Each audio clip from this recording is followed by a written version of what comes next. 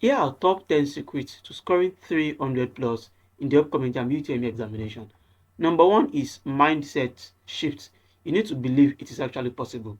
Many students limit themselves by actually thinking that scoring 300 plus or 250 plus is strictly for geniuses, which is actually fine. But the first step you need to achieve it is to believe that you can actually make it possible.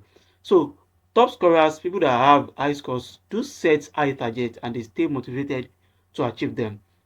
What you should do is that you should set a clear goal, write it down, and remind yourself every time, every day that you need to score very high. So, and you need to also surround yourself with positive minded influences, I mean, such as friends who are also serious about passing the jam.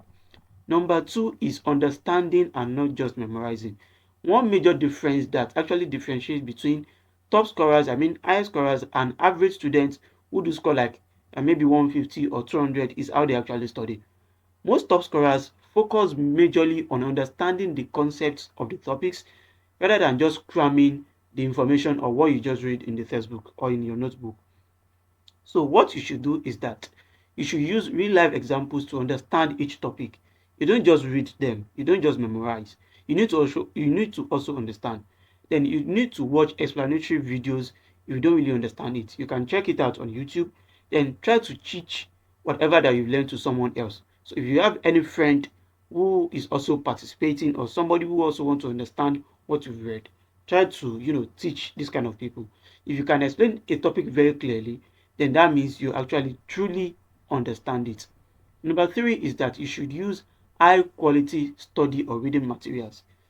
Not all textbooks and any study materials that you come across are equally very useful. Many students waste time reading outdated or ineffective textbooks. So what you should do is that you should get recommended textbooks for each subject that you want to do. You can make use of the official JAMB syllabus and check for the recommended textbooks that are listed under each subject. And don't and you can also rely on reliable online platforms that have verified study materials. Number four is that you should use what is called 90 minutes study rule. Most of the top scorers don't just read for like 5 to 6 hours straight up without taking breaks, because that is actually very ineffective. Rather than that, what they do is they use what is called focused study sessions that has breaks in between them. So as you are preparing for the exam and as you are reading, what you should do instead is that immediately you study for like 1 hour to 1 hour 30 minutes, which is like 90 minutes. Then you should take a break for like 10 to 20 minutes in between. After this, then you should go back to what you are reading. This will actually helps your brain to absorb and retain more information without getting overwhelmed. If you read for like 2 hours, 3 hours, 4 hours, 5 hours without getting a break, your brain is going to be overwhelmed. Then it's going to be very difficult for you to understand what you've been reading so far. So this means whenever you are reading, let's say you read for like 1 hour or 1 hour 30 minutes, you should take like 10 to 20 minutes or 10 to 15 minutes break in between. So in between this time, it will actually help your brain to absorb and retain information that you've read. So this will also take me to number five that says active recall and self-testing. So one of the most effective study techniques is to use what is called active recall by retrieving information from memory without looking at your notes. So if you follow the last, which is number four, that after you read for some minutes or let's say for about 1 hour, 2 hours, during the period that you take a break, use what is called active recall method, and to remember what you've read for the past 1 hour or 2 hours. So what you should do is that after you study a particular topic, you close your notebook or your textbook, then you try to recall the key points that you read from that particular topic. Then you quiz yourself using past questions to strengthen your memory. So if you need past questions, you can reach out to me on my WhatsApp. Number six is that you can join a competitive study group. Studying alone can actually be very effective, but if you join a study group that has serious students who are actually pushing you to do more, will also make you, to try harder and ensure that you do very well.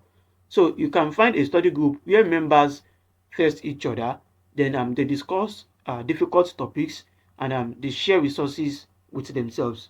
Then however, you should make sure that you avoid groups that waste time with distractions, with irrelevant discussions. Also, if you prefer to read alone and you get distracted while reading with others, you should do that.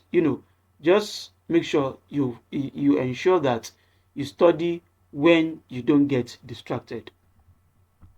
Number 7 on the list is mastering speed and accuracy. Like we all know, Jamb is a time sensitive exam. It is a 2 hour straight up exam. So what top scorers don't just do is that they don't just answer the questions, they answer the questions very quick and accurate. So you need to time yourself while you are practicing these past questions. Then you learn to use shortcuts to solve questions, especially when you are dealing with subjects like mathematics, physics, account, economics, and any other subjects that requires or that involves calculations. So the more you practice under these time conditions, the faster you get. So when you are studying and practicing past questions, ensure you don't waste too much time on questions that have equations. So you need, and additionally, don't make use of scientific calculator. You should make use of normal calculator, what is so called manual calculator, because that is what will be required of you in Jamb. That is the kind of calculator that will be on your computer. So don't use scientific calculators to practice. Make sure you use manual calculator and you solve it very fast. Even if it is possible, try to solve without using calculator. Number 8 on the list is that you need to master the art of intelligent guessing. Even though the best students or most students that score 300, almost 400, they do come across difficult questions just like every other person. So instead of panicking, they use what is called intelligent guessing strategies. So what you can do is that whenever you are unsure of any answer when you are answering the question, try to firstly eliminate the wrong options. At least out of option A to D, you'll be able to identify some options that are wrong. Then you look for patterns in the remaining choices. So let's say you're able to pick out two options that are wrong. Then the remaining two options, you need to look for patterns in the remaining of these choices. Then you need to make what is called an educated guess, but you don't have to leave any questions unanswered. So if you are not sure of a particular question, you might firstly skip it, then come back to it to do what is called intelligent guessing by actually eliminating the options that are wrong. Then you look at the remaining options to pick what you think is the right answer. Number 9 is what is called strategic subject targeting. Most top scorers don't just aim to pass, they maximize their scores by targeting their strongest subjects for higher marks. So that means you should identify those subjects that you are very good at, then you aim for a near to perfect marks in it. So let's say you are doing English, physics, chemistry, and biology, and you are very good at English, physics, and chemistry, but you are not so good at biology. Then that means you should focus very well on those subjects that you are very good at, so that you have at least a very good score in this subject. So let's say you can try to score up to a 90 in each of the other 3 subjects that you are very good at, which is like 270. If you score up to 90 in 3 subjects, then the other subject that you are not so good at, you don't have to just skip it. You don't have to ignore it, but also you will have to do very well in it. So for example, if you are naturally good at mathematics, make sure that you score a very good score in that subject to boost your overall total score. And like I said, you don't have to skip or ignore the other subjects so that it will not affect your total score. Then lastly, staying calm and confident on the exam day. Being afraid or anxiety can ruin even the best preparation. No matter how prepared you are, if you are afraid, it's going to affect how you perform in the exam. So top scorers go into the exam or with very good confidence, knowing that they've prepared very well. So what you need to do is that you need to arrive early at the exam.